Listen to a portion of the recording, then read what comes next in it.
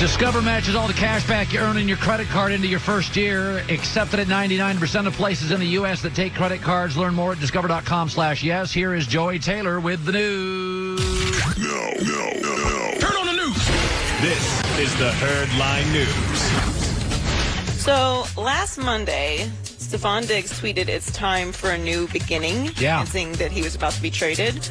Well, according to Albert Breer, the tweet actually got teams to start making calls about Diggs. The Bills ended up getting the deal done, sending a first, fifth, and sixth round pick to this year, and a fourth rounder next year to Minnesota for Diggs, and a seventh rounder. But Breer also said that the Patriots were initially interested in trading for Diggs, but they backed off after franchise tagging Joe Thuney and learning that Brady would most likely be leaving. So Twitter had a little power. Towards the little movement in Diggs' trade. Yeah, I mean, Stefon's been one of those guys that's he'll let his emotions go on Twitter. And listen, we all know Twitter has all sorts of information, some of it nonsense. But if a star player uses it smartly, it opens doors. It was very obvious that he was clearly really unhappy there. And there was all of these little breadcrumbs, mostly on social media. You know, he deleted all of his Vikings stuff, and then he had the picture that came out, and he's like in the Arizona Cardinals shirt, and he said it was his cousins or his brothers or whatever. But he clearly forced his hand there. And look, I'm excited for what is going to happen with him and the Bills. Like, I think that him and Josh Allen are going to have an incredible season, and the Bills are in the best position right now in the AFC East. Yeah, I really like their front office. I think Josh Allen is being elevated by his staff. I think Josh Allen has a long way to go, but he's a little bit of a wild colt. You know what I mean? But I will say this about Buffalo. They now have a system. They play very good defense. They've developed a culture. They've been a playoff team. I know everybody thinks New England's winning this division. I think Buffalo is clearly, if you consider GM down right now, they got more good pieces. I think it's that simple. Who thinks that New England's winning this division? Oh, like I saw Vegas numbers, and it's like people think New England's going to win the division. I'm like, whoa. Huh? What? They're not as good defensively. They just let go of their kicker. They are a massive downgrade at quarterback. They're still bottom three in the league weapons. Like, if you look at Buffalo's direction, quarterback, high-end players, if I said Buffalo, New England, top 10 players right now today, I think Buffalo's probably got 7 of the 10 best players. Stephon Gilmore for New England is the one, Thuney maybe the offensive lineman, but New England doesn't have a lot of star players left. I don't want to sound outrageous here, but the Bills are clearly winning the division. Sam Darnold had mono last year, let's not forget. They're going to be a lot better. And the Dolphins are likely going to have Tua or Herbert and just spend a ton of money in free agency and still have a bajillion picks in the draft. New England might be the worst in the division. Listen, New England's last 9 games, they were 4-5. Miami's last 9 games, they were 5-4. And they're going to have 7 new starters from the draft. Good New England picks. is not winning the AFC. They're not. So with Tom Brady gone, Jarrett Stidham will have a chance to compete with Brian Hoyer to be the Patriots' starting quarterback. And on the McCourty Twins podcast, Double Coverage, Devin McCourty says he has total confidence in Stidham if he gets the job.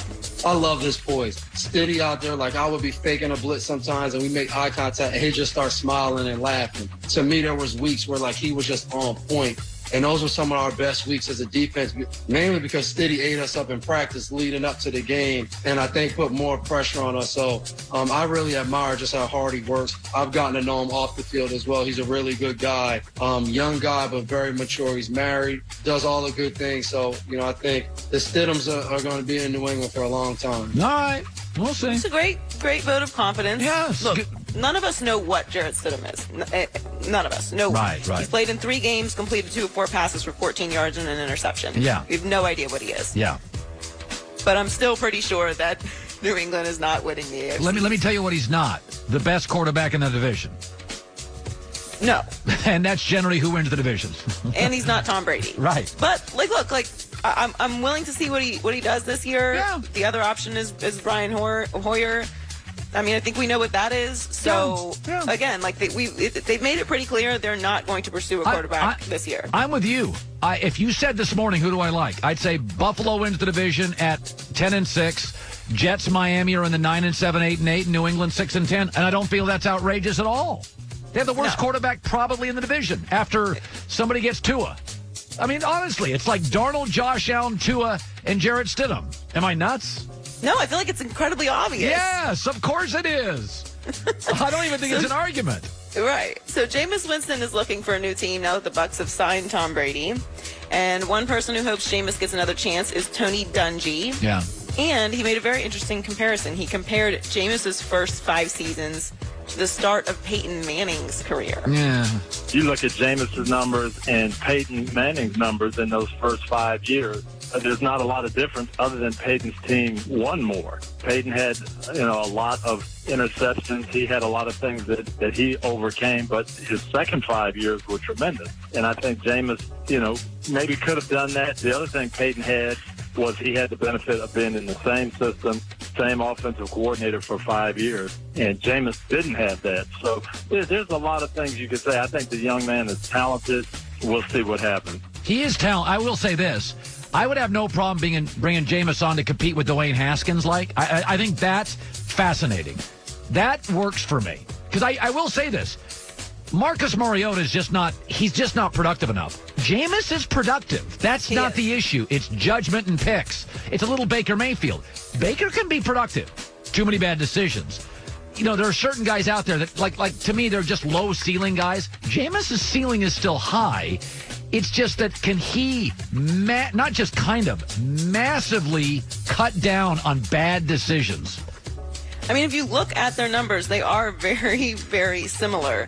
In fact, Peyton had 100 interceptions to Jameis's 88. Yeah. But if you're looking at Peyton Manning's career, his poise, his development, it feels different than Jameis. And the other thing, like if you're comparing eras, we're way more impatient with quarterbacks now. There's almost a surplus of quarterbacks, and the talent that's coming out of college football and the turnover and the free agency movement that we've seen this year. We just don't have the patience that we have with quarterbacks in the past. Like you gotta pop within your first 5 years, and you gotta pop both ends. Oh yeah, I think you can. We'll be very forgiving of interceptions and turnovers and things like that within your first 2 years, but by your third year, if you don't have it together.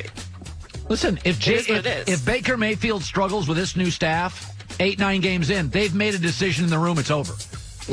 Seriously, if he struggles through 8 games, makes bad decisions, Stefanski's going to the owner saying, I didn't draft him, I'm moving on. And maybe that's unfair because look at the turnover that Baker's had. But it is, but that's life. Yeah. To your point, people forget how bad Eli was for the first several years. Eli was not good. He was unathletic and a lot of picks and wasn't winning. Joy with the news. Well, that's the news. And thanks for stopping by.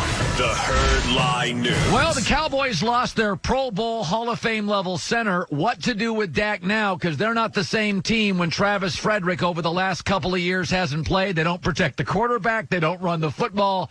The always funny Matt Mosley, Dallas Morning News columnist, will be joining us next. Folks, 66% of men lose their hair by the age of 35. That is so unfortunate. It's a very sad time. But you know what? Science, medicine, 2020, you can do something about it. Go to forhims.com. It's a one-stop shop for men. Hair loss, skin care, and sexual wellness for guys. No snake oil pills here. Prescription solutions backed by science. Don't have to meet a doctor in person. No awkward in-person doctor visit. Go online. A licensed physician will tell you if you qualify. Half a dozen questions over in 3 minutes. Right now, go to forhims.com/Colin. My listeners can get started with the first month for free. That's forhims.com/Colin. Some of these men's health conversations, you want a little discretion. You want it to be discreet, and that's what For Hims does. Check it out. Go online. Website, safety details. It's all there.